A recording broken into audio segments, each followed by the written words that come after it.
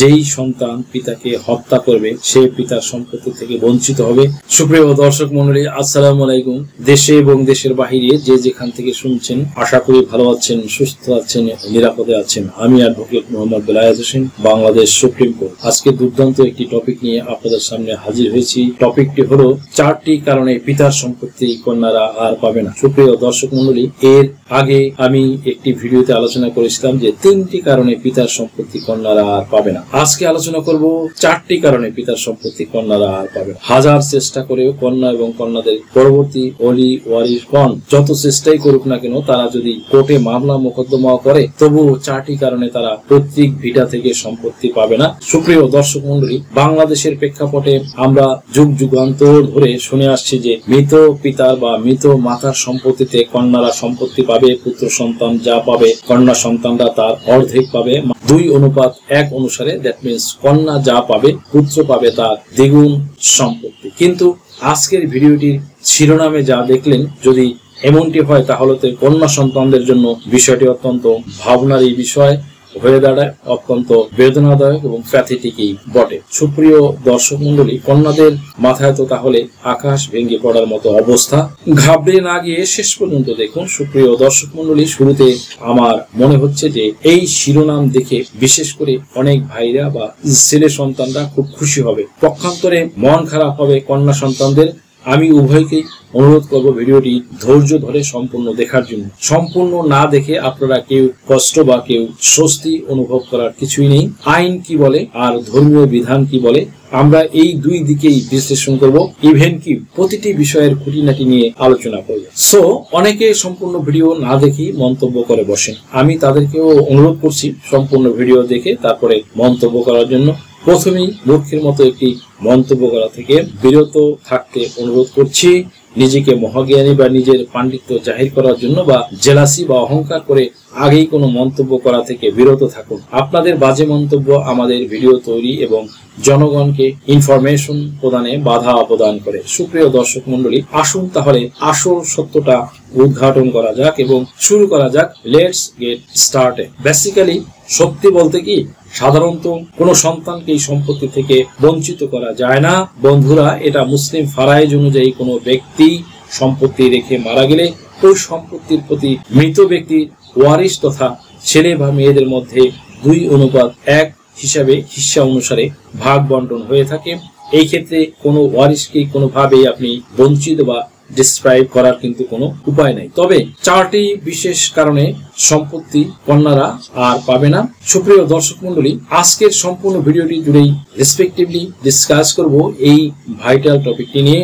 সাধারণত কোন সন্তানকে সম্পত্তি থেকে বঞ্চিত করা যায় না। বন্ধুরা, পবিত্র কুরআন শরীফের সূরা নিসার 11 থেকে 13 নং আয়াতে স্পষ্ট করে বলা আছে যে কোনো ব্যক্তি মারা গেলে ওই সম্পত্তির উপরে তথা মৃত ব্যক্তির সম্পত্তিতে পুত্র ও কন্যা 2:1 অনুসারে পাবে।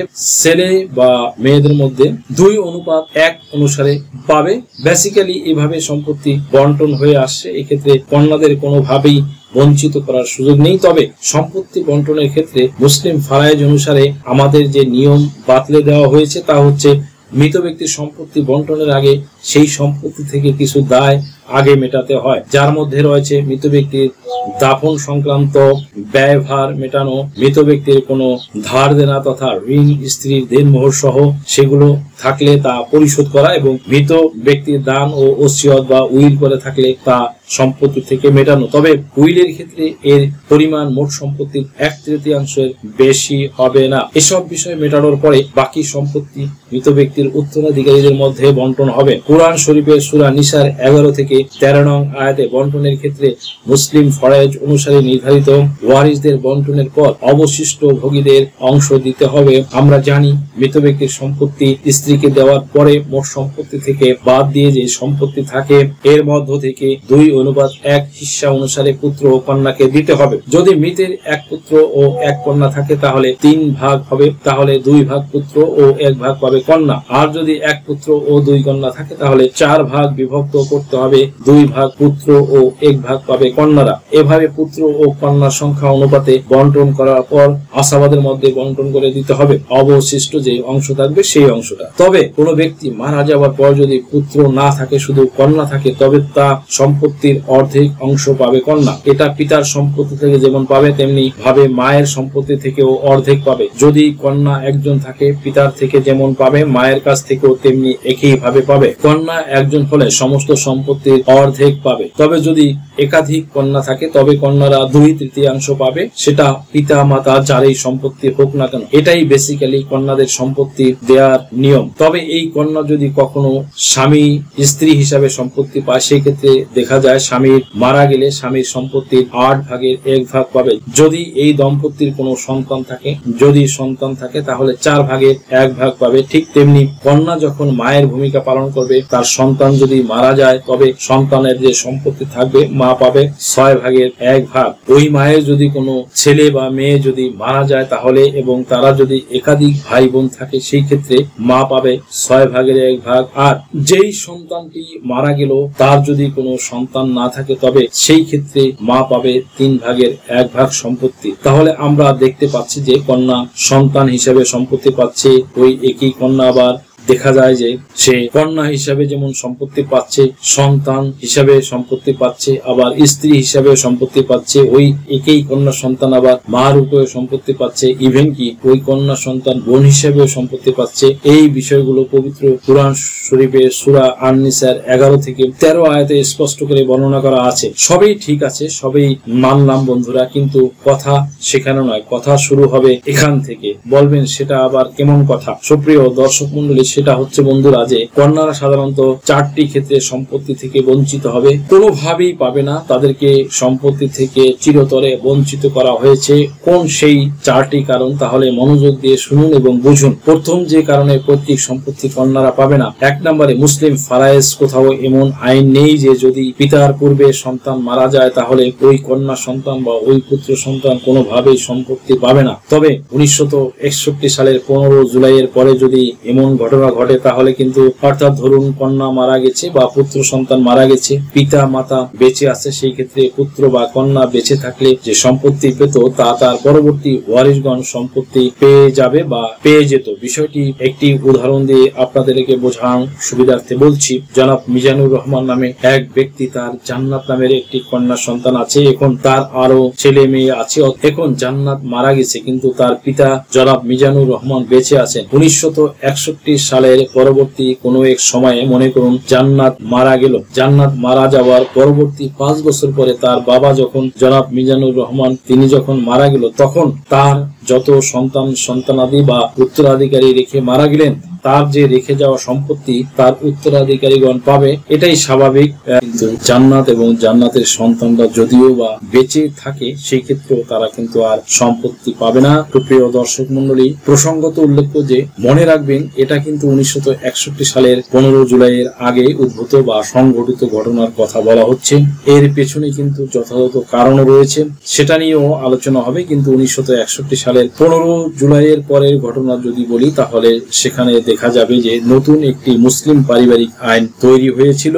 সেই আইনে কি বলা হয়েছিল? সেখানে বলা হয়েছিল যে সাধারণত এতিম সন্তানরা যেন তাদের পিতা মাতার সম্পত্তি থেকে তাদের ন্যায্য অধিকার যে সম্পত্তি, সেই সম্পত্তি যেন তারা পায়, সেটা সংযুক্ত হয়েছিল। পিতা বা মাতার পূর্বে সন্তান মারা গেলে সন্তান জীবিত থাকলে যেমন সম্পত্তির অংশ পেত, তেমনি একইভাবে পিতা ও মাতার সম্পত্তি তার ছেলে ও মেয়েরা পেয়ে আলটিমেটলি তারা কিন্তু পেয়ে যাবে। তাহলে এমন ঘটনা 1961 সালের 15 জুলাইয়ের পরে ঘটলে সেই ক্ষেত্রে ভিন্ন রূপ হতো। তখন দেখতাম যে জান্নাতের মৃত্যুর পরও তার অন্যান্য ভাই বোনদের মতোই জান্নাত ও পিতার রেখে যাওয়া সম্পত্তি, এবং তাহলে সেও অন্যান্য ভাই বোনদের মতো তার হিস্সা অনুসারে সে পেয়ে যেত।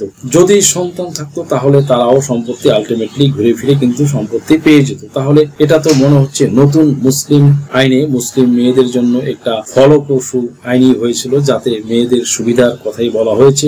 এই অংশটুকু যাদের বুঝতে অসুবিধা হয় তারা আবার এই অংশটুকু ব্যাকে গিয়ে রিপ্লাই করে শুনুন, কেননা এখানে না বুঝেই অনেকেই বাজে মন্তব্য করে থাকেন। মুসলিম ফরায়েজে মেয়েদের সম্পত্তির ব্যাপারে যে অংশে প্রতিকূলে ছিল মুসলিম পারিবারিক আইন সেখানে মেয়েদের অনুকূলে মানে পক্ষে কথা বলেছে, এটাই কারো কারো ক্ষেত্রে সমস্যা তৈরি করছে।